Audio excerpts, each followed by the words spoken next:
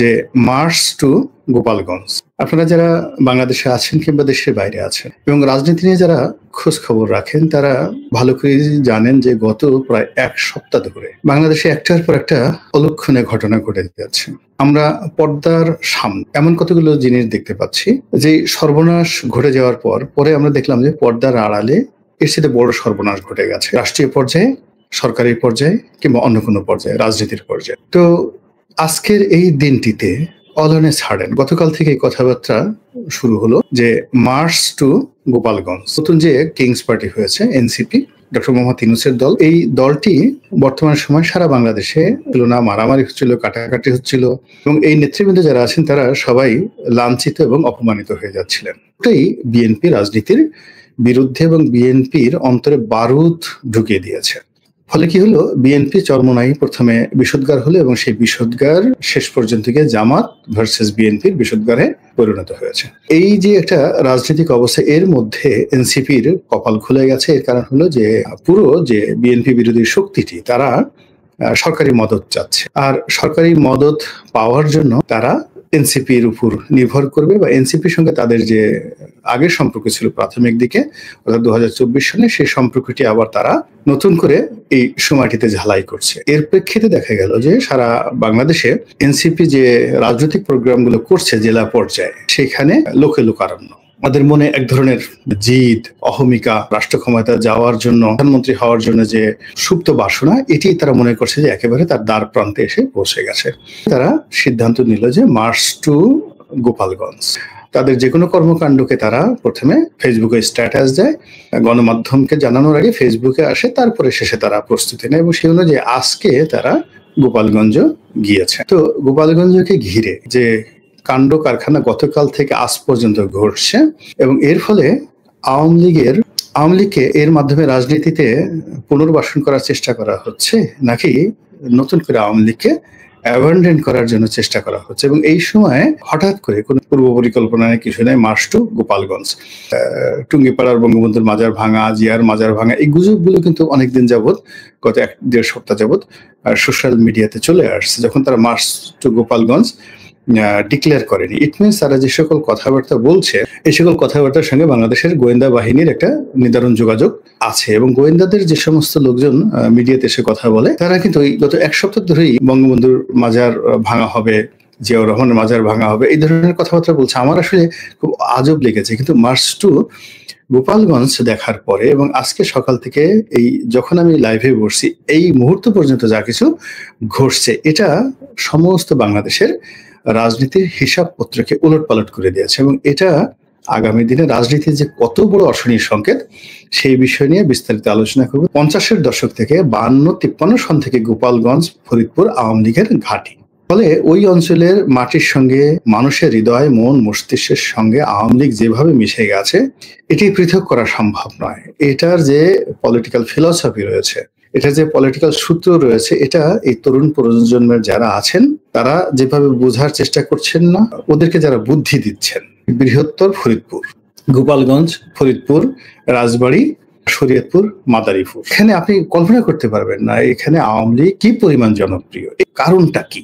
কারণটা হলো রাজনীতির একটা সূত্র রয়েছে, সেই সূত্রটা হলো এটা বংশ থেকে বংশ পরম্পরায় ভাইরাসের মতো ছড়াতে থাকে। বাপ যে রাজনীতি করে ছেলে সেই রাজনীতি করে। এটাই আমাদের দেশ নয়, সারা দুনিয়াতে হাজার বছরের ইতিহাস।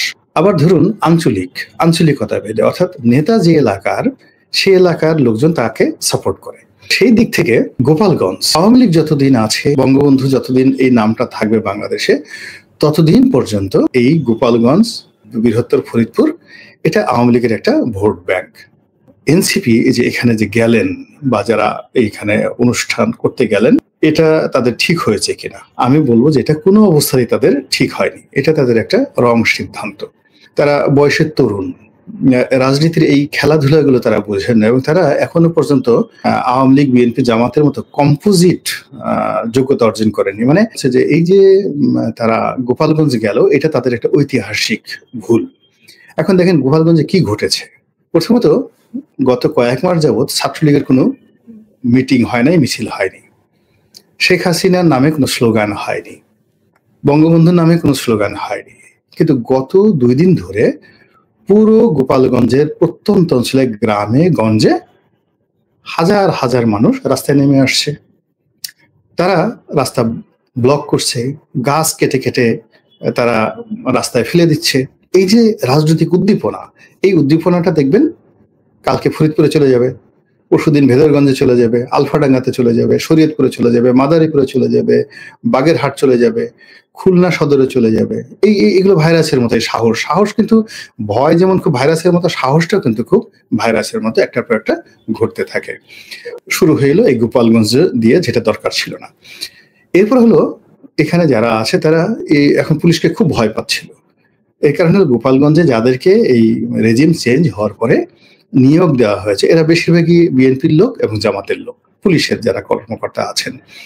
তো এই পুলিশ এবং জামাতের যারা লোকজন আছেন তারা ওখানে গিয়ে আওয়ামী লীগ নিধনের সর্বোচ্চ চেষ্টা করে যে সফলতা আজকের দিন পর্যন্ত এনেছে, সেই পুলিশ মার খেল। এবং সঙ্গত কারণে ছাত্রলীগের যারা বা যুবলীগের যারা, আওয়ামী লীগের যারা লোকজন আছে তারা তো বুঝতে পারছে যে এই পুলিশ গোপালী পুলিশ না, এই পুলিশ আওয়ামী পুলিশ না, এই পুলিশ হলো জামাতি পুলিশ এবং এই পুলিশ বিএনপির পুলিশ। তো বিএনপিতে এখন কাজ করছে না, এখন যে পুলিশ আছে জামাতি পুলিশ। এবং জামাতি পুলিশ আপনি দেখলেই বুঝতে পারবেন যে এরা জামাতের পুলিশ। মুখে খোঁচা খোঁচা দাড়ি, কথাবার্তা ওইরকম, গালগুল আপনি দেখলেই জামাতের মধ্যে একটা দাড়িপাল্লা ভাব আছে। সেটা পুলিশে থাকুক আর সিভিল সার্ভিসে থাকুক, আপনি বুঝতে পারবেন। এই যে জামাতি পুলিশগুলো অ্যাসল্টেড হলেন এবং সামনের দিনগুলোতে তারা টার্গেটে পরিণত হলেন। ফলে জামাত তাদেরকে যেভাবে পুলিশ দিয়ে সহযোগিতা করতে পারতো ওটা হলো না। সবচেয়ে বড় ব্যাপার হলো যে বঙ্গবন্ধুর মাজার থেকে শুরু করে বিভিন্ন এলাকা এই যে এখন র্যান্ডমলি সেনাবাহিনী টহল দিচ্ছে এবং পাহারা দিচ্ছে। তো সেনাবাহিনী যখন পাহারা দিচ্ছে বঙ্গবন্ধুর মাজার রক্ষা করার জন্য, তখন আলটিমেটলি রেজাল্টটা কার দিকে গেল? আওয়ামী লীগের দিকে গেল। 2 নম্বর হলো যে এই কাজে সেনাবাহিনী বিরক্ত, এবং বাংলাদেশের মতো জায়গাতে, পাকিস্তানের মতো জায়গাতে সেনাবাহিনীর বিরক্তি নিয়ে কোনো রাজনৈতিক দল রাজনীতি করতে পারবে না, কোনো সিভিল সোসাইটি মুভ করতে পারবে না, তাদের সঙ্গে সেনাবাহিনীর একটা সম্পর্ক থাকতে হবে। তো গত কয়েক মাসে সেনাবাহিনীর সঙ্গে সরকারের যে দূরত্ব, এনসিপির সঙ্গে যে দূরত্ব, তারপরে শেষে যারা ক্যান্টনমেন্ট আগুন ধরিয়ে দিতে চায়, এই টোটাল গ্রুপগুলো যখন এক হয়ে গেছে, এবং এক হওয়ার ফলে কি হলো, এই যে সেনাবাহিনী যারা মূলত আওয়ামী লীগকে উচ্ছেদ করেছে, ফলে সঙ্গতি কারণে তারা দেখবেন যে আওয়ামী লীগকে নিরাপদ আশ্রয় মনে করবে আবার।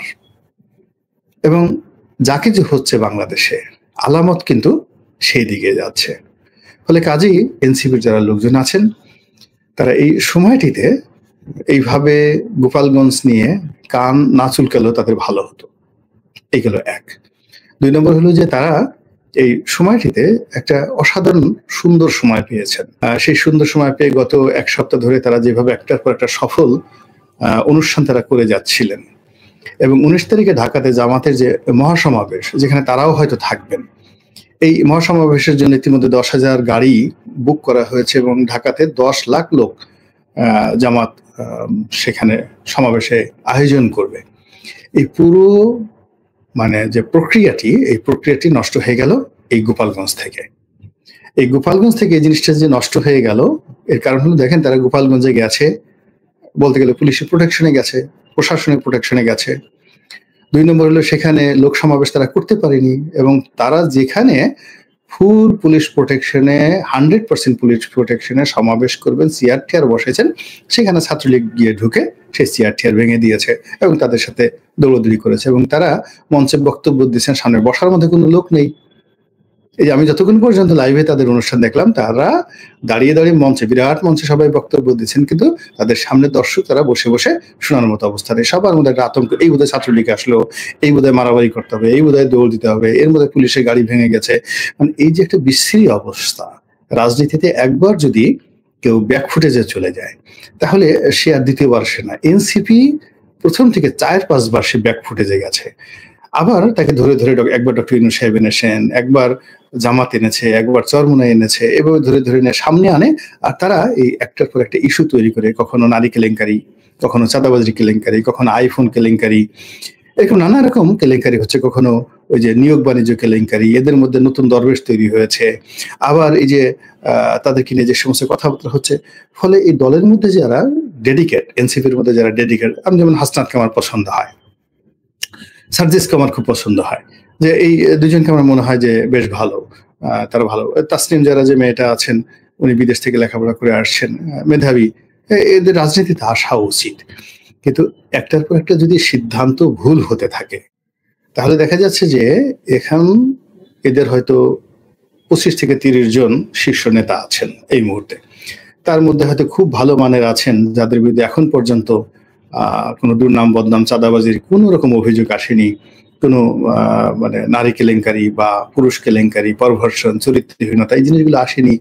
তো এইরকম ১০ জন ছেলে বা মেয়ে যারা ভবিষ্যতে রাজনীতির জন্য সম্পদ হতে পারতেন, তারা তো এরকম ভুলের কারণে এরাও হারিয়ে যাবেন। তো কাজে আমার কাছে মনে হচ্ছে যে যতক্ষণ না পর্যন্ত ইলেকশন না আসে, এস্টাবলিশ না হয়, সবসময় হলো সুবিধাজনক জায়গাতে যুদ্ধের যে ময়দানে যারা যুদ্ধের ময়দান সিলেকশন করতে পারে, গ্রাউন্ড সিলেকশন করতে পারে, তারাই যুদ্ধের অর্ধেক জিতে যায়। আর যুদ্ধের ময়দানে যারা গ্রাউন্ড সিলেকশনে ভুল করে, তারা কিন্তু অর্ধেক পরাজিত হয়ে যায় যুদ্ধ শুরুর আগে।